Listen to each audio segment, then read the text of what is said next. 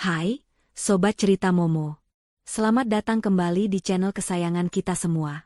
Siapa di sini yang suka banget sama kisah tentang kebangkitan wanita hebat? Kisah yang bikin kita gemes, emosi, tapi akhirnya teriak, rasakan. Kalau iya, kalian wajib banget merapat. Karena hari ini, Cerita Momo punya kisah yang akan bikin jantung kalian deg-degan, air mata kalian menetes, tapi di ujung nanti, kalian akan bersorak gembira. Ini dia kisah tentang Luna, seorang wanita yang dibuang saat suaminya di puncak karir, tapi mereka semua tak tahu siapa Luna sebenarnya. Sebelum kita mulai menyelami setiap detik drama dan balasan dendam yang manis ini, jangan lupa ya, like video ini sampai merah membara. Subscribe ke Cerita Momo supaya nggak ketinggalan kisah-kisah seru lainnya. Dan yang paling penting, komen di bawah. Tulis nama kalian, dari kota mana, dan ketik hadir. Yuk, tunjukkan kalau kalian sudah siap untuk drama hari ini. Sudah siap? Oke, pegangan erat-erat. Karena kisah, aku diusir suami dan mertuaku setelah dia diangkat jadi manajer.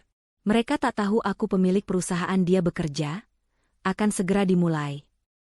Rumah kecil yang hangat itu dipenuhi aroma masakan sup buntut kesukaan Aldi. Luna tersenyum saat menata meja makan, sisa-sisa tepung masih menempel tipis di pipinya. 8 tahun usia pernikahan mereka terasa manis. Dibangun dari nol, dari saat Aldi masih sekadar karyawan biasa. Luna, seorang wanita yang selalu terlihat sederhana dan penurut, adalah tiang penyangga moral Aldi, selalu meyakinkan bahwa impian besar suaminya suatu saat akan tercapai. Pintu depan terbuka. Aldi masuk dengan langkah tegap, dada membusung, dan aroma parfum baru yang mahal menyengat hidung Luna. "Selamat, Mas Aldi," bisik Luna, bergerak cepat memeluk suaminya dari belakang. "Akhirnya impianmu terwujud. Manajer? Siapa sangka, ya?" Aldi melepaskan pelukan itu dengan gerakan kaku dan cepat. Ia berbalik, memandang Luna dari atas ke bawah. Senyum yang tersungging di bibirnya terasa aneh, penuh superioritas. "Tentu saja terwujud, Lun. Aku punya otak, kerja keras, dan jaringan yang bagus. Sekarang, aku sudah manajer. Kamu hanya perlu di rumah, mengurus hal-hal kecil seperti ini. Tugasmu sudah selesai." "Tugasku?"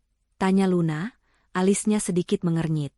"Ya, tugasmu sebagai istri yang suportif di masa susah. Sekarang, statusku sudah manajer. Aku butuh pendamping yang bisa mengangkat citraku, Lun. Dan kamu tetaplah di rumah. Urus rumah ini, urus dirimu. Aku tidak butuh kamu lagi terlibat dalam urusan karierku. Itu sudah bukan levelmu." Kata-kata dingin itu menghantam Luna. 8 tahun kesetiaan dan dukungan tulusnya dibalas dengan 3 kata menyakitkan, bukan levelmu. Keesokan harinya, rumah mereka kedatangan badai. Bu Ratna, ibu mertua Luna, muncul membawa koper besar, diikuti Irfan, adik ipar Aldi. "Nah, Lun, mulai sekarang, Ibu akan tinggal di sini," kata Bu Ratna, langsung duduk di sofa kesayangan Luna. Bagaimana bisa anak ibu yang sudah jadi manajer perusahaan besar tinggal di rumah sekecil ini? Ini tidak mencerminkan statusnya. "Jadi, sementara kalian mencari rumah yang lebih pantas, Ibu akan mengurus rumah ini. Kamu, menantu, bantu Irfan angkat kopernya." Irfan tersenyum sinis, meletakkan kakinya ke atas meja tamu. "Gerak cepat, Mbak Luna. Aku butuh kamar yang paling bagus. Aku mau istirahat." "Tapi Bu, ini rumah kami. Kami nyaman di sini," protes Luna, mencoba tetap sopan. "Nyaman katamu?" Bu Ratna tertawa nyaring. "Wajar kamu nyaman, orang miskin memang terbiasa hidup sempit. Tapi Aldi sudah beda level." "Berhenti membantah, Luna." Tiba-tiba, suara keras Aldi menggelegar dari ambang pintu. "Ibu dan Irfan akan tinggal di sini. Kamu dengar, kan? Irfan juga sebentar lagi akan kuajak masuk ke perusahaanku. Kamu, cukup layani mereka dengan baik. Aku tidak mau dengar ada keluhan. Angkat koper itu sekarang." Sejak itu, kehidupan Luna berubah menjadi neraka. Bu Ratna selalu mengeluhkan menu makanan Luna, menyebutnya makanan orang miskin. Irfan dengan santai mengubah ruang kerja kecil Luna menjadi kamar pribadinya. Ini tempat manajer dan calon manajer berdiskusi, Lun. Bukan tempatmu merenung tak jelas. Singkirkan barang-barangmu itu, ujar Irfan sambil menendang kotak berisi sketsa dan buku catatan Luna. Puncaknya terjadi saat Luna mendengar percakapan Aldi dan Bu Ratna di kamar sebelah. Ibu tenang saja, bisik Aldi. Semua aset yang aku kumpulkan ini akan aku sembunyikan. Luna tak perlu tahu. Dia itu hanya wanita lugu yang gampang dibohongi. Aku hanya menikahinya saat aku butuh dukungan moral. Sekarang, setelah aku jadi manajer, aku sudah tidak butuh dia lagi. Setelah ini, aku akan mencarikan alasan untuk menceraikannya, lalu kita bisa beli rumah yang pantas untuk status baruku ini. Bu Ratna menyahut senang. Bagus, Di. Cepat ceraikan dia. Ibu akan carikan kamu istri yang setara. Luna itu sudah habis masa pakainya. Kata-kata itu menghantam jantung Luna. Ini bukan lagi soal rumah kecil atau makanan, ini adalah pengkhianatan jiwa. Namun, alih-alih menangis, amarah dingin mulai menjalar ke seluruh tubuh Luna. Ia mundur perlahan, air matanya menetes karena kemarahan dan tekad yang mengeras. Luna berjalan tanpa suara menuju lemari pakaian lama di sudut kamar. Ia menggeser tumpukan kain usang dan membuka brankas kecil tersembunyi yang selama ini ia kunci rapat-rapat. Dari sana, ia mengambil sebuah dokumen tebal, sertifikat saham mayoritas perusahaan tempat Aldi bekerja, dan sebuah kunci kecil yang berat. Luna duduk di tepi tempat tidur, menatap dokumen itu. Wajahnya kini tidak lagi terlihat seperti istri yang pasrah, melainkan seperti penguasa yang baru saja dibangunkan dari tidur panjangnya. Mereka semua akan menyesal. Batin Luna, matanya kini berkilat tajam. Mereka tidak tahu siapa pemilik perusahaan sejati tempat Aldi bekerja. Luna bangkit, memasukkan dokumen itu ke dalam tas kecilnya. Ia akan meninggalkan rumah ini, bukan sebagai istri yang diusir, melainkan sebagai pemilik perusahaan yang sedang menyusun strategi. Malam itu, kemarahan telah menguap dari diri Luna, digantikan oleh ketenangan seorang jenderal yang siap berperang. Ia duduk di ruang tamu, menyaksikan Aldi bersiap-siap untuk pesta kecil yang ia adakan di rumah, merayakan jabatan barunya. "Kamu yakin tidak mau ikut, Lun?" tanya Aldi, menyemprotkan kolon mahal. Nadanya bukan ajakan, tapi formalitas kosong. "Aku akan menyiapkan hidangan pembuka di dapur," jawab Luna datar. Ia tidak akan merendahkan dirinya lagi dengan tampil di acara yang hanya akan menjadi panggung bagi kesombongan Aldi dan keluarganya. Tak lama, rumah itu dipenuhi suara tawa nyaring Bu Ratna dan gaya bicara sombong Irfan. Rekan-rekan kerja Aldi berdatangan, termasuk beberapa petinggi yang tidak Luna kenal. Aldi, dengan bangganya, memperkenalkan Bu Ratna sebagai sosok penting yang akan selalu mendukung karir cemerlangnya, dan Irfan sebagai calon direktur muda yang akan segera ia rekrut. Setiap kali ada yang bertanya tentang Luna, Aldi hanya menjawab singkat, "Oh, dia? Dia hanya mengurus rumah tangga. Dia sibuk di dapur." Luna mendengarnya dari balik pintu, dan kalimat itu semakin menguatkan tekadnya. Puncak kekejaman terjadi menjelang tengah malam, setelah semua tamu penting pergi. Hanya tersisa Bu Ratna, Irfan, dan Aldi di ruang tamu. Mereka minum-minum sambil tertawa keras membicarakan masa depan cerah tanpa Luna. Luna keluar dari dapur, membawa nampan berisi gelas kotor. Keheningan tiba-tiba menyelimuti mereka. "Kau beruntung, Lun," kata Bu Ratna, wajahnya memerah karena minuman. "Kau punya kesempatan terakhir melihat rumah ini sebelum kau tahu di mana posisimu yang sebenarnya." Luna menatap Aldi. "Ada apa, Mas?" tanyanya pelan. Aldi meletakkan gelasnya dengan keras di meja. Matanya tajam dan tanpa belas kasih. "Kamu lihat, Lun, aku sudah manajer. Aku akan naik terus. Aku butuh rumah yang layak, dan aku butuh istri yang sepadan dengan statusku. Dan itu, bukan kamu." Irfan terkekeh. "Mbak Luna, lihatlah dirimu. Kau hanya seorang istri biasa yang tidak punya koneksi. Sedangkan kami adalah keluarga elit. Jadi, apa maksudmu, Mas?" Luna memaksa suaranya tetap tenang, meski hatinya berdesir sakit.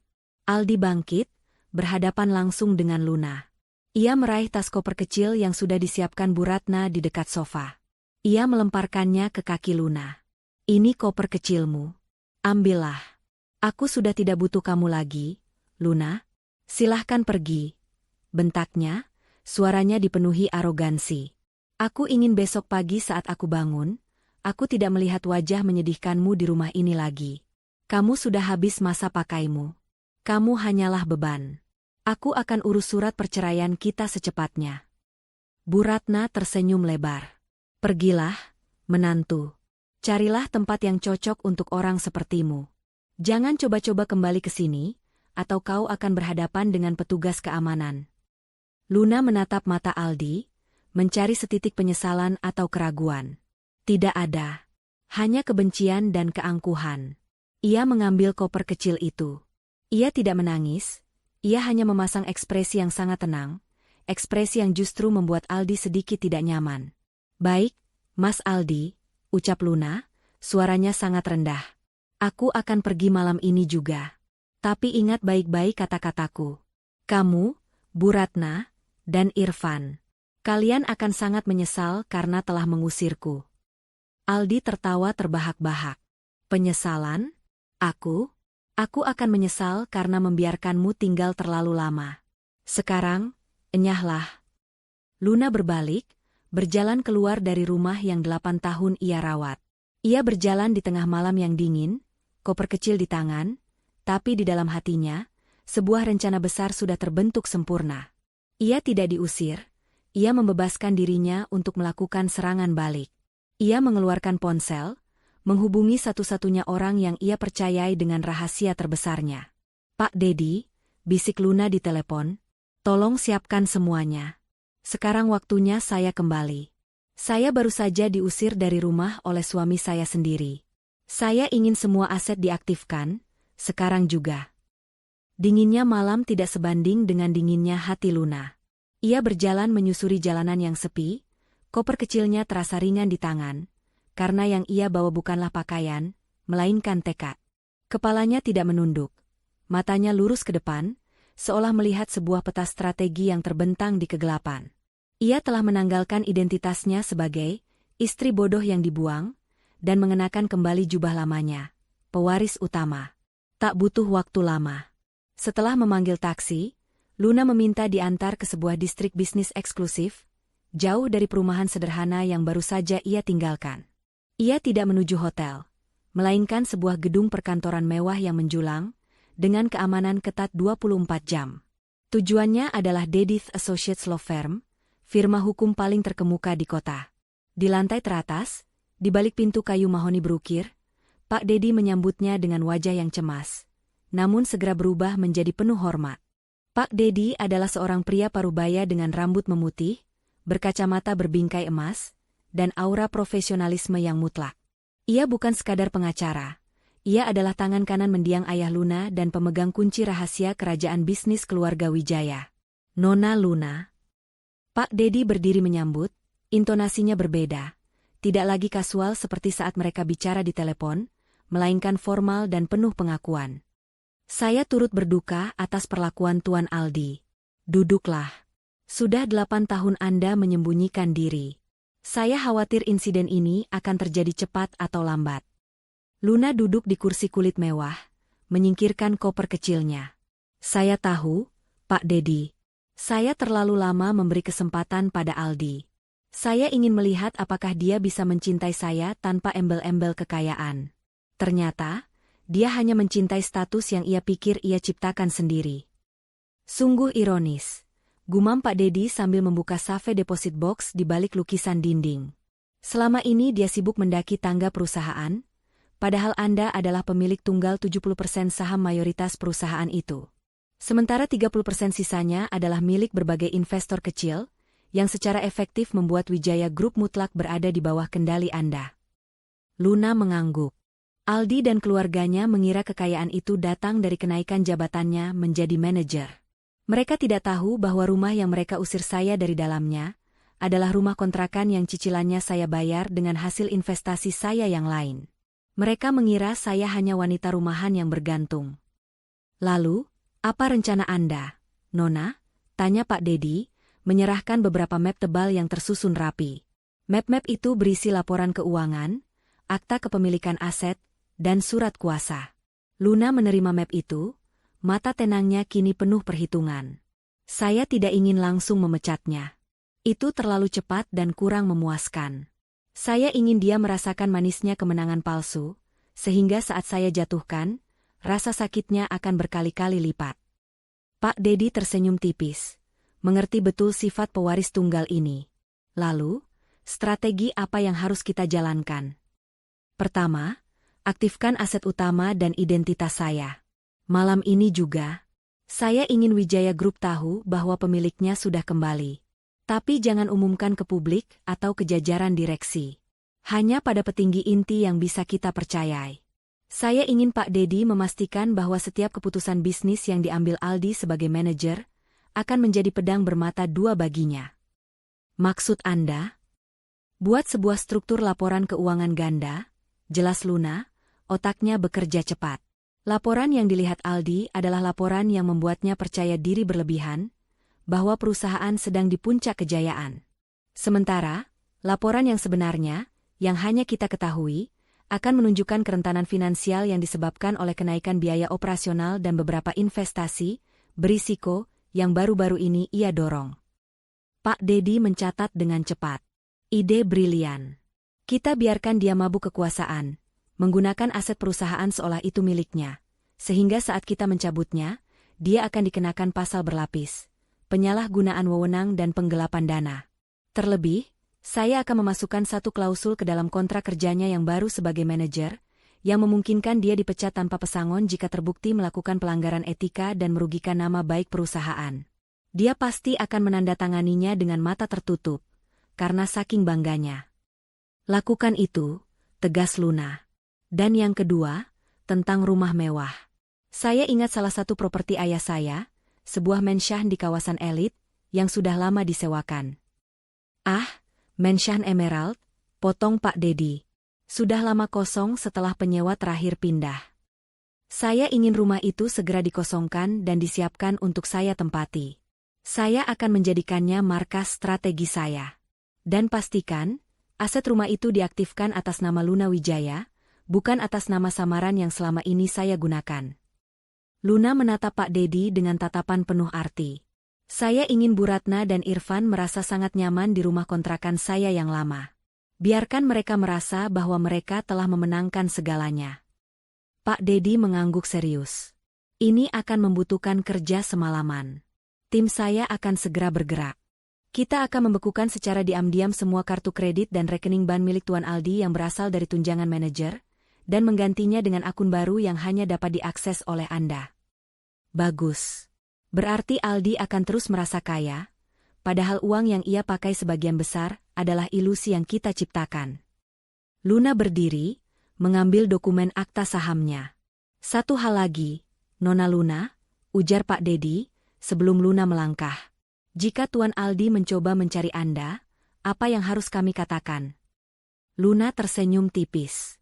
Senyum itu tidak lagi manis, melainkan tajam seperti pecahan kaca. Katakan padanya, bahwa saya telah hilang dari dunia ini. Saya tidak meninggalkan jejak. Saya sudah mati dalam hidupnya. Biarkan mereka menikmati kehampaan itu, sebelum saya muncul kembali di tempat yang paling tidak mereka duga. Luna pamit. Ia tidak pergi ke hotel, melainkan langsung menuju mansion Emerald yang kini telah dibuka oleh tim keamanan Pak Dedi. Malam itu, di dalam kemewahan yang selama ini ia hindari, Luna tidak tidur. Ia menghabiskan sisa malamnya di ruang kerja, meninjau ulang semua laporan perusahaan, mempelajari kelemahan Aldi di kantor, dan mengkaji titik keangkuhan Bu Ratna dan Irfan. Dia tidak lagi merencanakan balas dendam karena sakit hati, tapi karena keadilan. Aldi telah melanggar batas, dan sebagai pemilik sejati, Luna akan menuntut pertanggungjawaban atas pengkhianatan dan penyalahgunaan asetnya. Di saat yang sama, di rumah kecil itu, Aldi tertidur pulas dengan senyum puas, menikmati keheningan dan kebebasan yang ia dapatkan setelah mengusir istrinya. Ia sama sekali tidak menyadari bahwa ia baru saja menyerahkan tahta kekayaan dan kekuasaannya sendiri kepada musuh terbesarnya, wanita yang ia anggap habis masa pakainya. Fajar menyingsing. Luna telah selesai. Ia sudah kembali menjadi Nona Wijaya. Fajar menyingsing di atas kota, menyinari kaca-kaca Mansion Emerald yang kini menjadi markas komando Luna. Ia berdiri di balkon lantai 2, menyeruput kopi tanpa gula sambil memegang tablet yang menampilkan grafik dan data Wijaya Group. Semalam suntuk, Luna telah bekerja dengan Pak Dedi dan tim intinya, memastikan identitasnya sebagai pemilik saham mayoritas sudah diaktifasi dalam sistem, tetapi tersembunyi dari pandangan publik dan, yang terpenting, dari pandangan Aldi. Di rumah kecil yang Luna tinggalkan, pagi itu dipenuhi tawa kemenangan. Bu Ratna sedang sarapan dengan lahap, sementara Irfan sibuk mengambil alih kamar Luna yang lama. Manajer Aldi memang hebat, puji Bu Ratna sambil menyuap nasi. Baru jadi manajer, rumah sudah terasa lapang. Istri sialan itu pergi, rezeki langsung datang. Irfan, nanti kamu harus cepat-cepat masuk ke perusahaan Aldi. Kita harus menguasai semua yang ada di sana. Tenang saja, Bu, jawab Irfan, menyeringai. Aku sudah bilang ke Aldi, aku butuh posisi strategis. Sebentar lagi, semua aset perusahaan itu akan kita kendalikan. Aldi sendiri sedang di kantor. Sejak Luna pergi, ia merasa power yang ia miliki berlipat ganda. Kehadiran Bu Ratna dan Irfan justru membuatnya semakin percaya diri bahwa ia adalah sosok penting yang dihormati. Namun, di kantor, ia mulai merasakan ada yang aneh. Beberapa berkas laporan keuangan datang dengan format yang berbeda, dan ia sering diminta menandatangani beberapa dokumen yang terkesan mendesak dan sangat teknis dari bagian legal, yang semuanya disiapkan oleh tim Pak Dedi. Ini apa, Pak Dedi? Kenapa laporannya jadi rumit begini?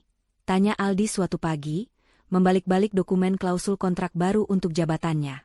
Pak Dedi, dengan wajah tenang seorang profesional, menjawab, itu hanya pembaruan sistem, Tuan Aldi.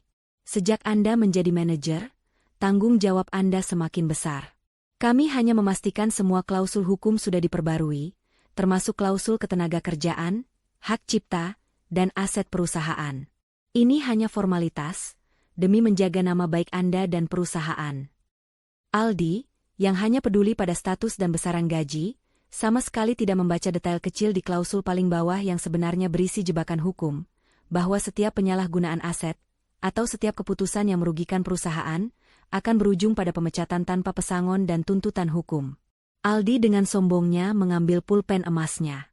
Baiklah, aku percaya pada profesionalitasmu, Pak Dedi. Tolong urus semua yang teknis. Aku sibuk mengatur strategi bisnis, kata Aldi, membubuhkan tanda tangan tanpa membaca. Di Mansion Emerald, Luna menerima laporan detail dari Pak Dedi. Kerja bagus, Pak Dedi. Perangkap hukum sudah dipasang. Sekarang, saatnya ke tahap 2, mabuk kekuasaan. Luna memerintahkan timnya untuk menyajikan laporan keuangan triwulan kepada Aldi dengan angka-angka yang dilebih-lebihkan. Laporan itu menunjukkan proyeksi keuntungan yang fantastis, jauh di atas realitas sebenarnya. Tujuannya adalah membuat Aldi terlalu percaya diri dan mengambil risiko gila.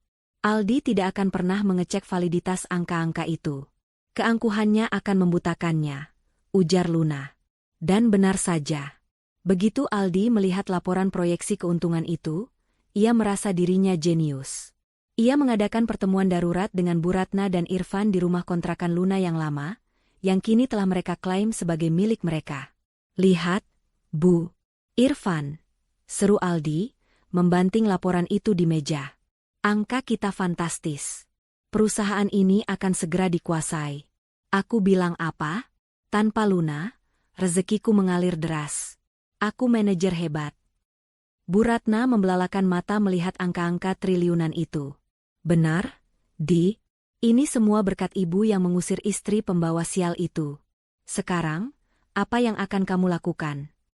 Aku akan bergerak cepat, jawab Aldi, matanya dipenuhi keserakahan. Aku akan membeli aset baru yang mewah, sebuah penthouse untuk Bu Ratna, mobil sport untuk Irfan, dan aku akan mengeluarkan uang muka untuk mansion di kawasan elit, yang akan aku bayar dengan dana perusahaan. Ini adalah investasi aset jangka panjang, bukan penggelapan, asalkan kita pintar memutarnya di laporan. Irfan menyeringai. Aku setuju. Aku juga sudah mengajukan proposal ke bagian HRD untuk posisi Executive Assistant to Manager. Aku harus punya jabatan resmi untuk memuluskan semua rencana kita. Aku sudah memeras sedikit petinggi HRD, dan dia setuju. Asalkan aku, sangat direkomendasikan, oleh manajer. Aku akan merekomendasikanmu, Irfan. Tapi ingat, semua ini harus terlihat sah dan resmi. Tidak boleh ada satupun yang tahu kalau uang ini kita gunakan untuk kepentingan pribadi.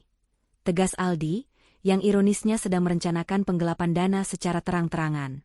Keputusan Aldi untuk merekrut Irfan adalah kesalahan fatal berikutnya.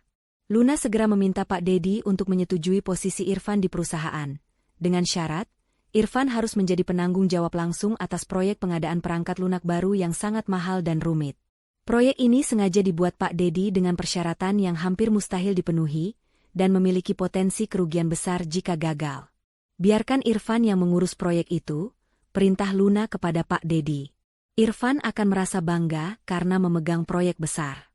Tapi jika proyek itu gagal, dan pasti akan gagal karena Irfan tidak punya kompetensi, dia dan Aldi yang merekomendasikannya akan menjadi pihak yang paling bertanggung jawab secara hukum dan finansial. Sementara itu, Aldi dan Bu Ratna mulai menghabiskan dana yang mereka kira tak terbatas. Mereka membeli perhiasan mahal, furnitur mewah untuk rumah kontrakan, dan bahkan memesan mobil sport baru untuk Irfan atas nama tunjangan transportasi manajer.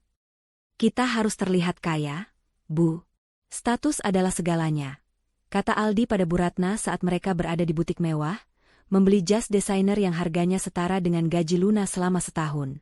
Luna menerima laporan pengeluaran Aldi setiap jam. Setiap pembelian mewah yang dilakukan Aldi, Bu Ratna, dan Irfan, dicatat rapi sebagai kerugian perusahaan yang disebabkan oleh manajer baru. Luna hanya tersenyum tipis, membiarkan suaminya menggali kuburannya sendiri dengan uangnya sendiri. Suatu sore, Pak Dedi datang ke Mensyah dengan sebuah dokumen baru. Nona Luna, saya punya kabar baik. Tuan Aldi sudah menyetujui dan menandatangani surat pengeluaran dana besar untuk pembelian aset pribadi atas nama investasi perusahaan. Dana sudah dicairkan, dan dia merasa sangat cerdik. Namun, di saat yang sama, tim legal kita sudah menyiapkan surat peringatan, SP, pertama yang akan dikirim besok, terkait kegagalan Irfan memimpin proyek perangkat lunak yang mengakibatkan kerugian awal. Sempurna, kata Luna, melipat tangannya di dada. SP itu harus membuatnya panik, tapi tidak terlalu panik sehingga ia masih bisa menutupi kesalahannya dengan berinvestasi lebih banyak lagi, tentu saja dengan uang perusahaan. Beri dia waktu untuk berpikir bahwa dia masih bisa lolos.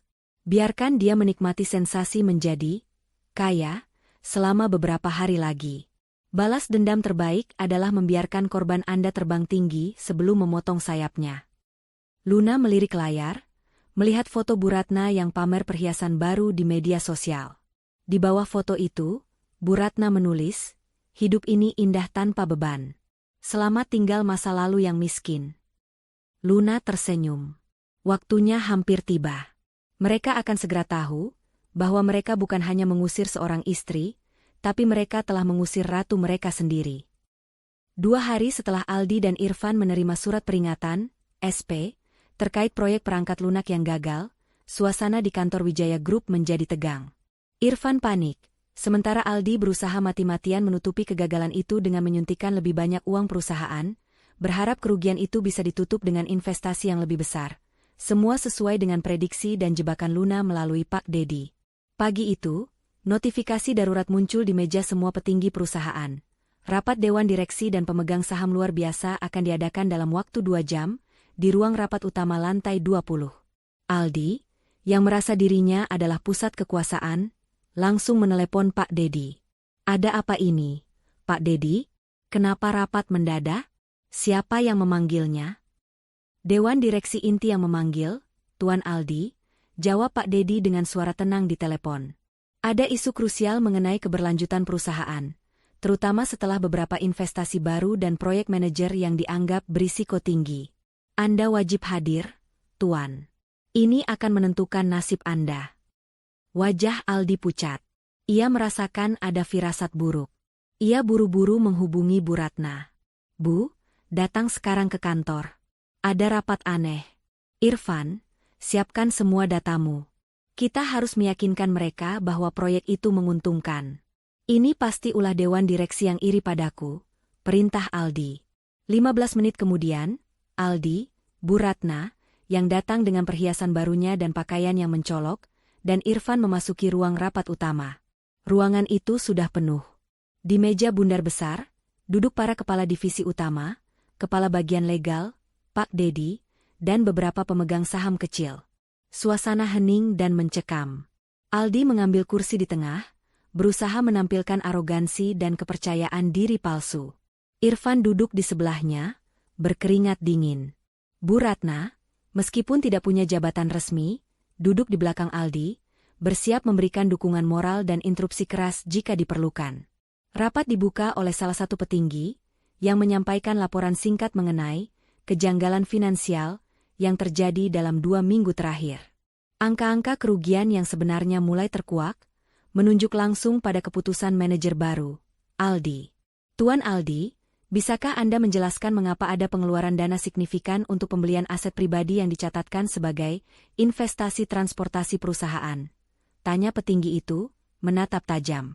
Aldi berdiri, tangannya mengepal di bawah meja. Itu adalah strategi. Saya butuh citra yang kuat untuk lobi.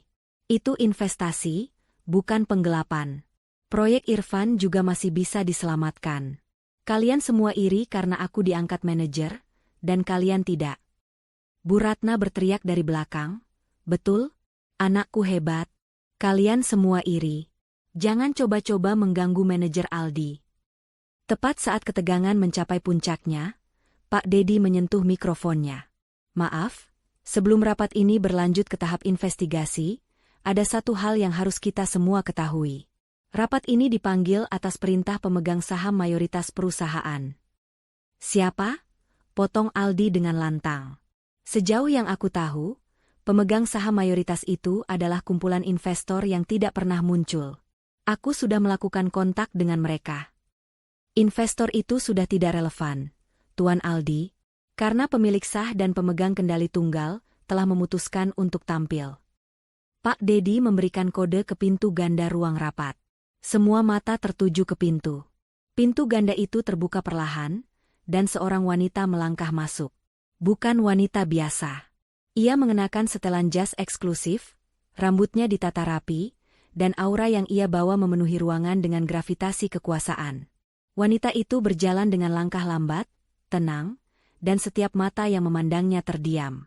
Wajahnya yang dulunya selalu terlihat letih dan sederhana, kini memancarkan kecerdasan dan otoritas mutlak. Wajah Aldi memucat, matanya membelalak. Bu Ratna dan Irfan sontak berdiri dari kursi mereka, kaget setengah mati. "Luna?" bisik Aldi, suaranya tercekat, seolah melihat hantu yang baru saja ia usir. Luna menghentikan langkahnya tepat di sebelah kursi kepala rapat, di depan wajah Aldi. Ia menatap Aldi, Bu Ratna, dan Irfan dengan tatapan yang sangat dingin. Itu adalah tatapan seorang ratu yang melihat para pengkhianat di istananya. "Ya, ini aku, Mas Aldi," jawab Luna, suaranya tenang tapi tajam menusuk.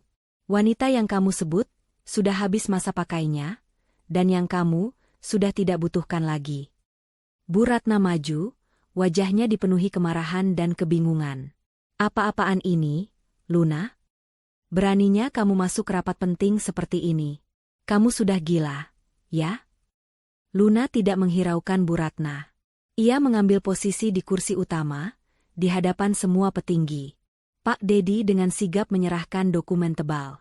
"Hening," perintah Luna, suaranya yang lembut tiba-tiba menjadi magnetis dan berkuasa. "Rapat ini sah dan mutlak berada di bawah kendali saya." Ia menoleh ke arah Aldi, yang kini hanya bisa berdiri terpaku, tidak bisa berkata-kata. "Aldi, Bu Ratna, Irfan," ucap Luna. "Kalian datang ke sini dengan sombong, mengira kalian adalah penguasa baru. Kalian mengira kenaikan jabatan manajer adalah tiket kalian untuk menguasai perusahaan ini dan membuang saya." Luna mengangkat dokumen yang dipegangnya, sertifikat saham. "Biar saya perjelas satu hal. Anda, Tuan Aldi, hanya seorang manajer yang bekerja di sini selama 8 tahun. Anda, Irfan, adalah seorang eksekutif asisten baru yang belum genap sebulan. Dan Anda, Bu Ratna, adalah seorang tamu tak diundang. Sementara saya," Luna jeda, menatap lurus ke mata Aldi. Saya adalah Luna Wijaya. Saya adalah pemilik sah perusahaan ini.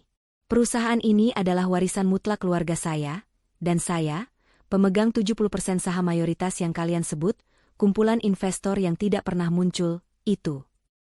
Ruang rapat seketika riuh, namun segera hening kembali oleh tatapan dingin Luna. Wajah Aldi benar-benar kehilangan warna. Irfan menjatuhkan map yang ia pegang.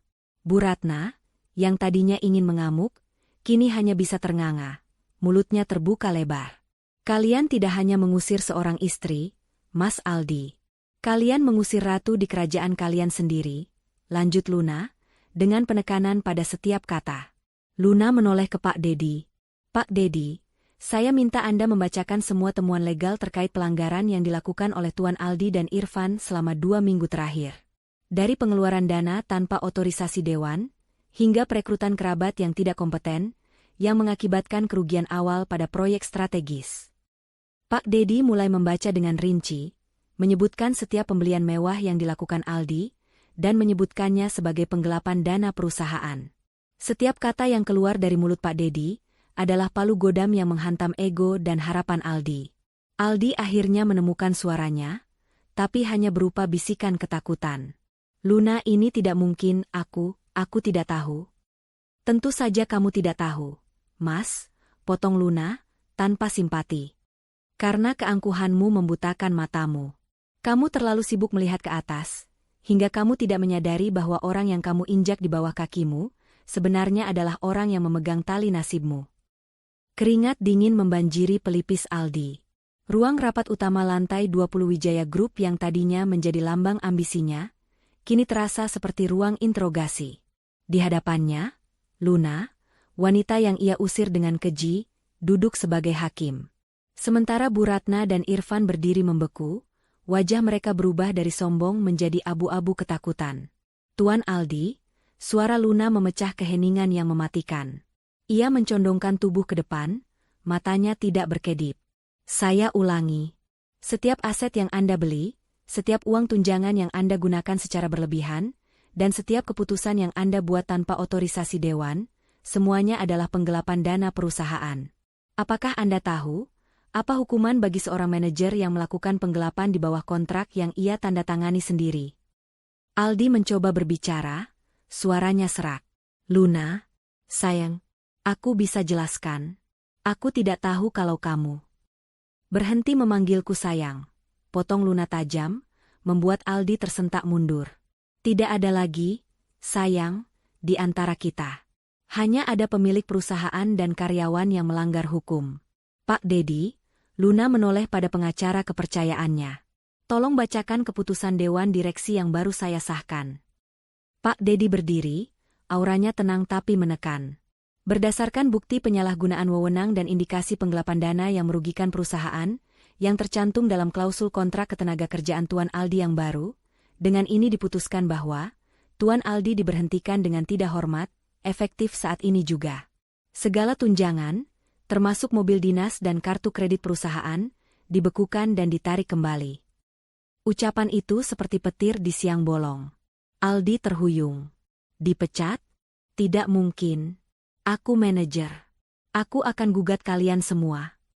Silakan, balas Luna dingin.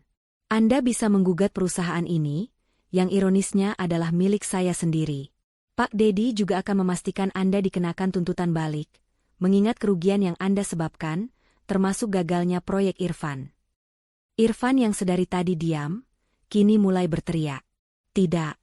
Aku tidak akan dipecat. Aku kerabat manajer. Aku akan lapor ke. Anda tidak akan lapor ke siapa-siapa.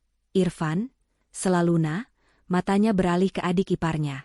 Anda juga diberhentikan dengan tidak hormat, karena direkrut tanpa kualifikasi dan gagal total dalam proyek yang merugikan.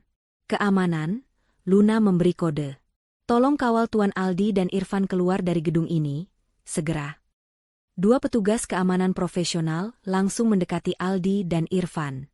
Aldi berusaha melawan, wajahnya dipenuhi amarah dan keputusasaan. Ini tidak akan berakhir di sini, Luna, teriak Aldi saat tangannya dipegang. Aku akan pastikan kau menyesal. Penyesalan seharusnya datang saat kamu mengusirku dari rumah kita. balas Luna, tanpa emosi. Nikmati perjalanan keluar Anda, Mas Aldi. Karena Anda baru saja kehilangan segalanya. Sementara Aldi dan Irfan diseret keluar dari ruang rapat, Bu Ratna berlari menghampiri Luna. Air mata palsu mulai membanjiri wajahnya. Luna, sayangku, menantuku yang paling ibu cintai. Bu Ratna berlutut di kaki Luna. Tolong, jangan lakukan ini pada Aldi. Dia anakmu. Dia salah paham. Dia hanya sedang stres. Kamu tidak kasihan pada ibu? Kita ini keluarga. Ibu janji, ibu akan membelikanmu baju baru, perhiasan, apa saja. Jangan pecat anak ibu, nak. Luna menatap mertuanya dengan jijik. Jangan pernah memanggil saya, sayang, atau anakku, lagi, Bu Ratna. Keluarga? Keluarga macam apa yang mengusir dan menertawakan anggota keluarganya sendiri? Luna berbisik, suaranya rendah dan mengancam. Perhiasan yang Anda kenakan itu, Bu Ratna, itu semua dibeli Aldi menggunakan dana perusahaan. Setelah ini, tim legal akan datang ke rumah Anda untuk menyita semuanya, termasuk pakaian yang dibeli dengan uang haram itu. Bu Ratna bangkit, wajahnya kembali marah. Dasar wanita pendendam, kamu tidak akan bahagia. Saya sudah bahagia, kata Luna, berdiri tegak. Bahagia karena saya akan membersihkan sampah dari hidup saya. Keamanan, Luna memanggil petugas yang tersisa. Tolong dampingi Nyonya Ratna keluar. Dia tidak ada urusan lagi di perusahaan ini. Setelah ruang rapat benar-benar kosong kecuali para petinggi dan Pak Dedi, Luna mengeluarkan dokumen penting lainnya. Pak Dedi, kata Luna, tadi adalah akhir dari karir Aldi. Sekarang, mari kita akhiri pernikahan ini. Luna menyerahkan surat gugatan cerai yang sudah ia siapkan sejak malam ia diusir. Dokumen itu bukan sekadar gugatan cerai biasa, melainkan gugatan yang menuntut hak asuh penuh atas semua aset yang selama ini dikira Aldi sebagai harta gonogini. Pak Dedi telah memastikan bahwa semua aset penting, termasuk rumah yang mereka tinggali dulu dan investasi rahasia lainnya, tercatat atas nama Luna sebelum menikah atau dibeli dengan dana pribadinya, menjadikannya harta bawaan yang tidak bisa diganggu-gugat. Tolong segera layangkan ini, Pak Dedi, pinta Luna. Saya tidak ingin ada penundaan. Saya ingin perceraian yang cepat dan mutlak. Saya ingin dia tahu bahwa bukan hanya kekuasaannya yang hilang, tetapi juga statusnya sebagai suami saya. Pak Dedi mengangguk. Tuan Aldi sudah tidak punya uang untuk menyewa pengacara yang bagus. Nona, perceraian ini akan mulus dan mutlak, sesuai dengan tuntutan Anda. Dia akan keluar dari pernikahan ini tanpa apa-apa. Dan rumah yang kami tinggali dulu? Tanya Luna. Rumah itu akan segera saya urus pengosongannya, jawab Pak Dedi. Statusnya akan kami kembalikan sebagai aset pribadi Anda. Keluarga Aldi harus segera pergi, karena kita akan menggunakan rumah itu sebagai kantor operasional sementara Anda selama proses transisi. Luna melihat keluar jendela, ke arah kota metropolitan yang luas. Ia tidak lagi melihat rumah kecil itu, melainkan masa depan yang terbebas dari pengkhianatan. Keputusan yang ia buat barusan terasa berat, tetapi benar. Ia telah membuang bukan hanya seorang suami, tetapi juga parasit yang menggerogoti hidupnya. Satu hal lagi, Pak Dedi, kata Luna, suaranya kini kembali tenang dan profesional. Saya ingin Anda menyiapkan tim untuk menelusuri semua rekening bank yang selama ini digunakan Aldi, terutama yang ia buka setelah jadi manajer. Saya ingin memastikan setiap rupiah perusahaan yang ia salah gunakan dikembalikan, dan sisanya saya ingin digunakan untuk tunjangan kesejahteraan karyawan yang memang pantas menerimanya. Luna berdiri. Hari itu, ia tidak hanya membersihkan perusahaan dari manajer korup, ia juga membersihkan hatinya dari sisa-sisa cinta yang sia-sia. Siang itu, udara di kota terasa dingin, mencerminkan nasib dingin yang akan menimpa Aldi, Bu Ratna, dan Irfan. Di Mansion Emerald, Luna duduk bersama Pak Dedi dan tim legalnya, meninjau ulang daftar aset yang dibeli Aldi dan keluarganya menggunakan dana perusahaan, serta memastikan semua prosedur penyitaan berjalan sesuai hukum yang berlaku. Semua sudah terverifikasi, Nona Luna, lapor Pak Dedi. Kami telah membekukan semua rekening bank Tuan Aldi yang berasal dari tunjangan manajer, dan kartu kredit perusahaan telah dinonaktifkan. Mobil mewah yang dibeli untuk Irfan atas nama tunjangan transportasi, mobil dinas Aldi, dan semua barang elektronik yang dicatat sebagai aset kantor akan kami tarik dalam 2 jam ke depan. Dan perhiasan serta furnitur yang dibeli Bu Ratna? Tanya Luna. Itu sedikit rumit karena pembeliannya atas nama pribadi. Jelas Pak Dedi. Namun, karena pembayarannya jelas menggunakan dana yang masuk ke rekening Tuan Aldi setelah terjadi penggelapan, kami akan menyitanya sebagai barang bukti tuntutan kerugian. Kami akan menindaklanjuti dengan surat pengosongan rumah segera setelah itu. Luna mengangguk. Puas? Ia tidak ingin melihat mereka jatuh miskin dalam sekejap. Ia ingin melihat mereka jatuh perlahan karena kesombongan mereka. Sementara itu, di rumah kecil yang dulu Luna tinggali, suasana dipenuhi kepanikan yang brutal. Aldi baru saja pulang setelah diusir dari kantor, wajahnya merah padam. Ia mencoba menghubungi bank, tetapi semua kartu dan rekeningnya berstatus diblokir. Ini pasti ulah wanita gila itu. Si Luna, teriak Aldi, menendang sofa yang baru mereka beli. Aku akan bunuh dia. Jangan panik, Di. Kita masih punya aset. Mobilmu, rumah ini, seru Bu Ratna, meskipun ia juga terlihat panik. Ia buru-buru menyembunyikan perhiasan barunya di bawah kasur. Tiba-tiba, suara ketukan keras terdengar di pintu. Irfan yang membukanya, mendapati 2 pria tegap berseragam, diikuti beberapa petugas dari tim legal Pak Dedi. Selamat siang, kami dari Dedith Associates.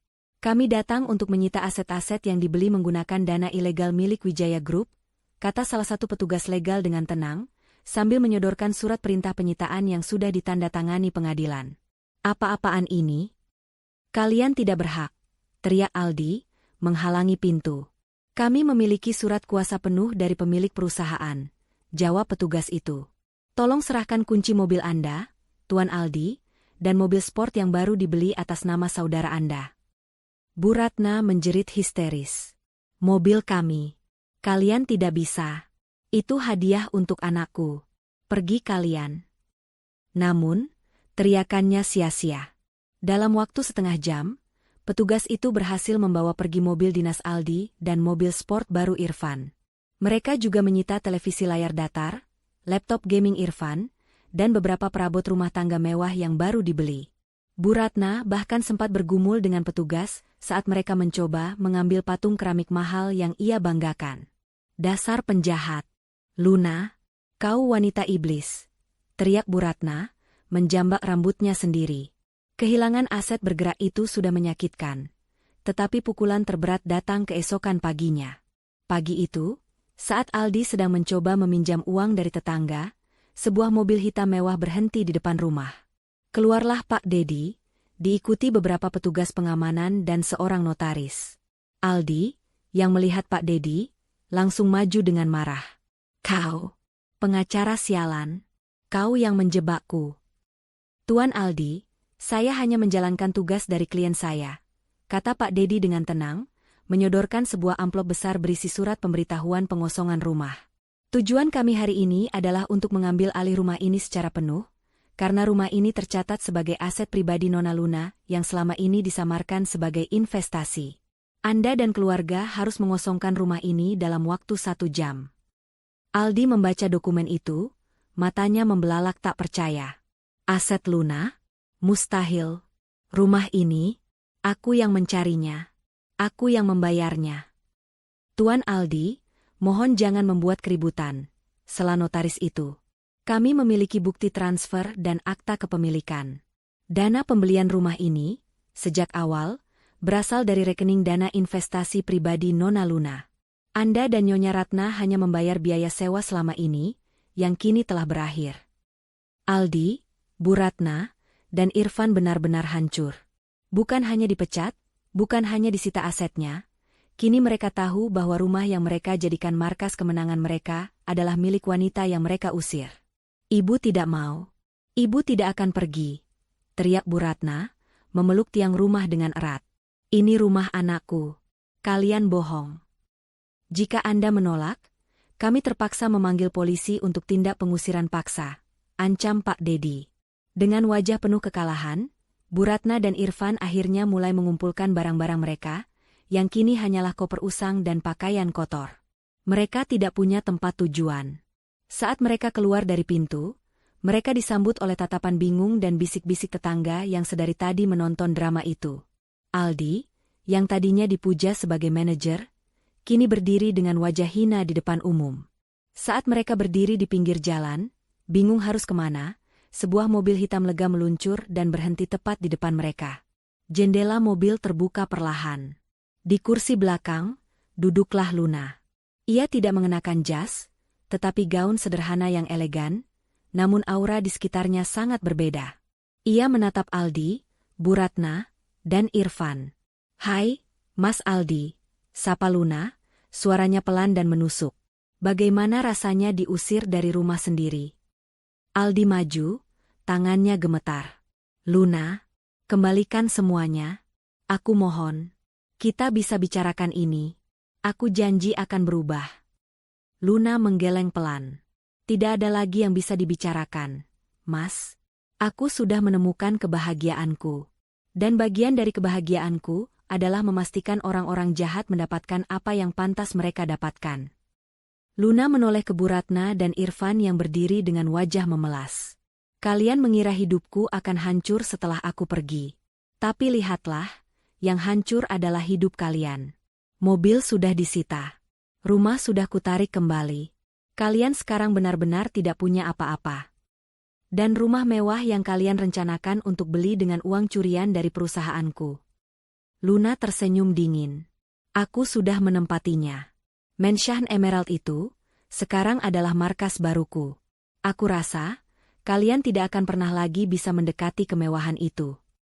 Luna memberi kode kepada supirnya. Mobil itu melaju perlahan, meninggalkan Aldi, Bu Ratna, dan Irfan berdiri di pinggir jalan, dengan hanya sisa-sisa barang di tangan, menyaksikan kemewahan dan kekuasaan yang baru saja mereka kehilangan. Mereka benar-benar terlunta-lunta, dengan penyesalan yang baru saja dimulai. Setelah diusir dari rumah kontrakan Luna yang selama ini mereka kira milik Aldi, keluarga itu benar-benar menjadi tunawisma. Mereka terpaksa menumpang di rumah kerabat jauh Bu Ratna di pinggiran kota. Namun, sambutan yang mereka terima jauh dari kata hangat. Semua kerabat sudah mendengar kabar burung dari media sosial, dan bisik-bisik tetangga tentang kejatuhan manajer sombong dan ibunya yang tamak. "Kenapa kalian tidak bilang dari awal kalau rumah mewah yang kalian pamerkan itu punya mantan istrimu?" ketus adik Bu Ratna, sambil menatap jijik tas branded palsu yang dibawa Bu Ratna. "Dasar memalukan. Kalian hanya bisa membuat onar."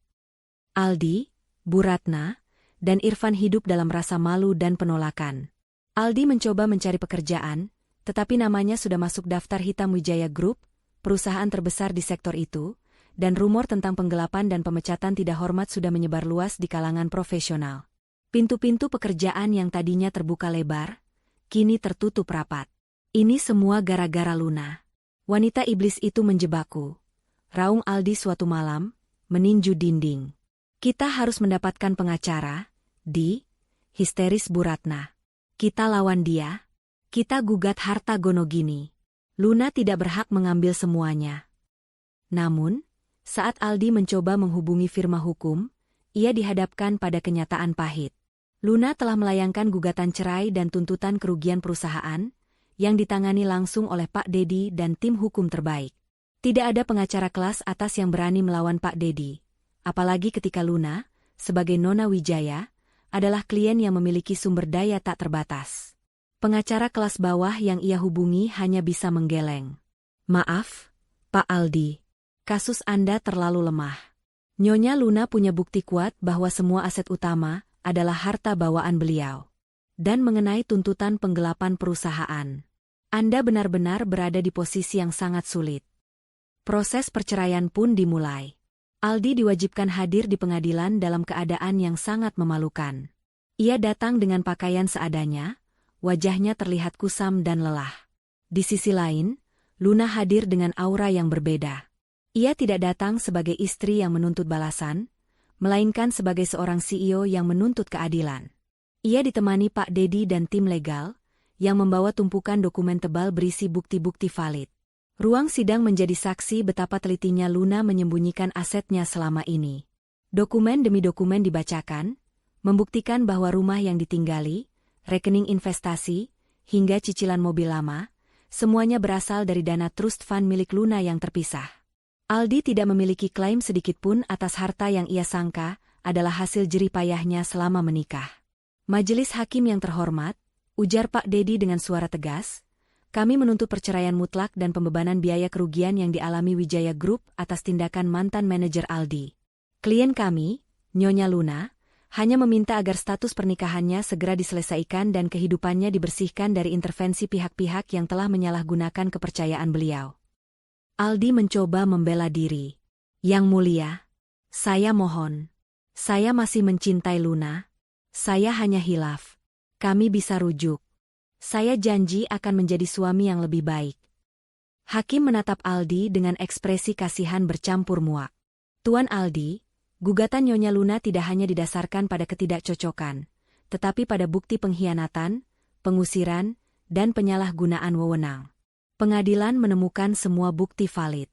Perceraian ini dikabulkan, dan harta gonogini yang Anda klaim adalah murni harta bawaan Nyonya Luna. Putusan itu seperti vonis mati bagi Aldi. Ia keluar dari ruang sidang bukan hanya sebagai pengangguran, tetapi juga sebagai mantan suami yang ditinggalkan tanpa apa-apa. Kabar buruk tidak berhenti di situ. Skandal manajer Aldi dan pemilik perusahaan yang diusir menjadi viral di media sosial. Bu Ratna dan Irfan, yang tadinya suka pamer di platform tersebut, kini menjadi sasaran bully dan caci maki warganet. Foto-foto mereka saat pamer perhiasan dan mobil mewah yang kini disita, bertebaran di mana-mana sebagai contoh orang kaya baru yang berakhir mengenaskan. Tekanan sosial dan finansial membuat Bu Ratna jatuh sakit. Ia harus dirawat di rumah sakit umum dengan fasilitas seadanya, karena mereka tidak mampu lagi membayar asuransi kesehatan yang bagus.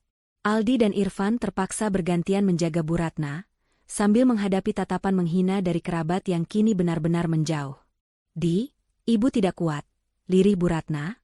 Tangannya menggenggam tangan Aldi yang kasar karena pekerjaan serabutan yang ia coba lakukan. Tolong, temui Luna lagi. Minta ampun. Ibu tidak sanggup hidup seperti ini. Kita sudah salah. Kita terlalu sombong. Kata-kata Bu Ratna meresap dalam hati Aldi, namun bukan penyesalan tulus yang muncul, melainkan penyesalan karena kehilangan kemewahan. Ia merindukan rumah bagus, mobil, dan kekuasaan yang dulu ia nikmati. Ia memutuskan untuk melakukan upaya terakhir. Aldi mencari tahu kantor baru Luna, Mansion Emerald. Ia datang ke gerbang megah itu, berpenampilan lusuh dan penuh keputusasaan. Satpam di gerbang menahannya. Ada keperluan apa, Tuan? Saya ingin bertemu Luna. Saya mantan suaminya, teriak Aldi. Dari dalam pos keamanan, Pak Dedi keluar. Ia menatap Aldi dengan tatapan datar. Nyonya Luna tidak ingin bertemu dengan Anda, Tuan Aldi. Segala urusan Anda sudah selesai di pengadilan. Tolong, Pak Dedi. Saya mohon. Sampaikan pada Luna, saya minta maaf. Saya ingin bekerja di perusahaannya lagi, sebagai apa saja. Saya akan melakukan apapun. Pinta Aldi, suaranya putus asa. Anda datang bukan untuk minta maaf, Tuan Aldi, balas Pak Dedi tenang. Anda datang karena Anda lapar. Nyonya Luna sudah tahu motif Anda. Beliau sudah memulai kehidupan yang baru, dan Anda tidak termasuk di dalamnya. Pak Dedi memberi kode kepada Satpam. Pagar gerbang tertutup perlahan, seolah menutup babak hidup Aldi secara permanen. Aldi berdiri di luar pagar, menatap mansion mewah yang seolah mengejek penderitaannya. Luna sedang berada di dalam mansion itu, melihat semua kejadian di gerbang melalui monitor CCTV. Ia melihat raut wajah mantan suaminya, dan ia tidak merasakan kemenangan, melainkan hanya rasa lega yang mendalam. Kebenciannya telah hilang, digantikan oleh pemahaman bahwa ia telah mengambil keputusan yang benar. Ia tidak lagi melihat Aldi sebagai suami, tetapi sebagai pelajaran mahal dalam hidupnya. Ia telah membersihkan panggungnya sendiri untuk memulai kehidupan baru. Setahun telah berlalu sejak Luna secara resmi menjabat sebagai CEO Wijaya Group. Mansion Emerald tidak lagi hanya menjadi markas strategi, tetapi telah bertransformasi menjadi rumah yang penuh ketenangan dan pusat kekuasaan yang elegan. Luna, dengan kecerdasan dan visi bisnisnya yang selama ini tersembunyi, membawa perusahaan itu ke level yang belum pernah dicapai oleh ayahnya maupun para direksi sebelumnya. Di bawah kepemimpinannya, Wijaya Group melakukan diversifikasi besar-besaran, tidak hanya fokus pada bisnis lama, tetapi juga merambah ke sektor teknologi dan energi terbarukan. Luna tidak bekerja untuk membalas dendam. Ia bekerja untuk membuktikan kapasitas dirinya sendiri. Karyawan yang dulu hanya menghormati Aldi karena jabatannya, kini benar-benar memuja Luna karena integritas, keadilan, dan ketenangan yang ia bawa di tengah badai bisnis. Pak Dedi, yang kini diangkat menjadi Chief Legal Officer, tersenyum saat melihat Luna memimpin rapat dewan direksi. Nona Luna, perusahaan kita sudah naik 200% dalam valuasi aset tahun ini. Anda tidak hanya menyelamatkan perusahaan, Anda membuatnya terbang, pujinya suatu sore. Itu karena saya tidak perlu membuang energi untuk mengurus drama di rumah. Pak Dedi, balas Luna, tersenyum kecil. Ia kini tampil di sampul majalah bisnis terkemuka, diakui sebagai salah satu pengusaha wanita paling berpengaruh di Asia. Ia telah sepenuhnya menghapus identitasnya yang lama sebagai istri rumahan yang lugu. Di sisi lain kota, kehidupan Aldi, Bu Ratna, dan Irfan adalah cerminan neraka dunia. Setelah Bu Ratna keluar dari rumah sakit, mereka pindah ke sebuah kontrakan kumuh di gang sempit. Status sosial mereka hilang sepenuhnya. Aldi, yang hanya memiliki keahlian manajemen tingkat menengah, tidak bisa mendapatkan pekerjaan bagus. Setiap pintu yang ia ketuk, selalu menyebut nama Wijaya Group dan skandal penggelapan dana. Ia akhirnya terpaksa bekerja sebagai buruh harian, dengan bayaran yang hanya cukup untuk makan. Irfan, yang tidak memiliki keahlian selain bermalas-malasan, menjadi sangat tertekan. Ia kecanduan bermain game di warung internet karena tidak mampu membeli laptop lagi, menghabiskan sisa uang Bu Ratna untuk kuota dan rokok. Penderitaan Bu Ratna adalah yang paling menyakitkan. Ia tidak bisa menerima kejatuhannya. Ia menjadi sering sakit-sakitan dan mentalnya terganggu. Setiap melihat berita di televisi tentang kesuksesan Luna dan wajahnya yang terpampang sebagai CEO, Bu Ratna akan berteriak histeris, menyalahkan dirinya sendiri karena terlalu sombong. Suatu hari, Aldi melihat wawancara eksklusif Luna di TV butut warung makan. Luna berbicara tentang pentingnya integritas, dukungan tulus, dan bagaimana ia menemukan kekuatan setelah dibuang oleh orang terdekat. Aldi mendengarkan setiap kata, dan untuk pertama kalinya, ia merasakan penyesalan yang tulus, bukan hanya karena kehilangan harta, melainkan karena ia benar-benar telah menghancurkan wanita yang mencintainya. Aldi ingat bagaimana Luna selalu menunggunya pulang dengan senyum, bagaimana Luna rela tidak membeli baju baru demi membelikan dasi yang bagus untuknya, dan bagaimana Luna bekerja sampingan diam-diam untuk melunasi cicilan rumah. Ia menyadari bahwa kekayaan sejati Luna bukanlah saham, tetapi cinta dan kesetiaan yang telah ia injak-injak. Aku benar-benar brengsek, bisik Aldi, air mata mengalir di wajahnya yang kotor. Penyesalan karena kehilangan uang adalah hal yang wajar. Penyesalan karena menghancurkan hati yang tulus adalah kehancuran jiwa. Malam harinya, Aldi memutuskan untuk melakukan upaya terakhir, bukan untuk meminta uang, tetapi untuk menyampaikan penyesalan dan permintaan maaf yang sepenuhnya tulus. Ia tahu, Luna tidak akan menerimanya kembali, tetapi ia perlu membersihkan jiwanya. Ia menulis surat panjang. Surat itu berisi pengakuan jujur bahwa kesombongan, Bu Ratna, dan Irfan telah membutakannya. Ia mengakui bahwa Luna adalah wanita terbaik yang pernah ia miliki, dan bahwa kejatuhannya adalah hukuman yang setimpal atas keangkuhan dan pengkhianatannya. Ia tidak meminta dikembalikan, ia hanya meminta maaf yang tulus atas pengusiran kejam malam itu. Aldi tahu, ia tidak akan bisa mengirimkannya langsung. Ia tidak punya alamat kantor Luna. Ia hanya bisa mengirimkannya melalui pos dan berharap Pak Dedi yang akan menerimanya. Beberapa hari kemudian, surat itu sampai di meja Pak Dedi. Pak Dedi membacanya dengan skeptis. Ia tahu Aldi sering mencoba cara licik. Namun, membaca detail emosional dan pengakuan dosa yang mendalam itu, Pak Dedi merasa surat kali ini berbeda. Ia membawa surat itu ke Mansion Emerald. Nona Luna, ini dari Tuan Aldi. Dia tidak meminta aset. Dia hanya meminta maaf dan mengakui kesalahannya secara total. Luna mengambil surat itu. Ini adalah pertama kalinya ia membaca tulisan tangan Aldi setelah sekian lama. Ia membacanya pelan-pelan. Air matanya menetes, bukan karena sakit hati yang lama, tetapi karena melihat kehancuran total mantan suaminya. Dia benar-benar hancur, Pak Dedi, kata Luna, melipat surat itu. Dia tidak menyesali uang yang hilang, dia menyesali hati yang dia buang. Tapi penyesalan itu, seberapapun tulusnya, tidak bisa mengubah masa lalu. Apakah Anda akan membalasnya, Nona? Luna menggeleng. Tidak. Memberi balasan adalah bagian dari masa lalu. Masa depan saya adalah membangun.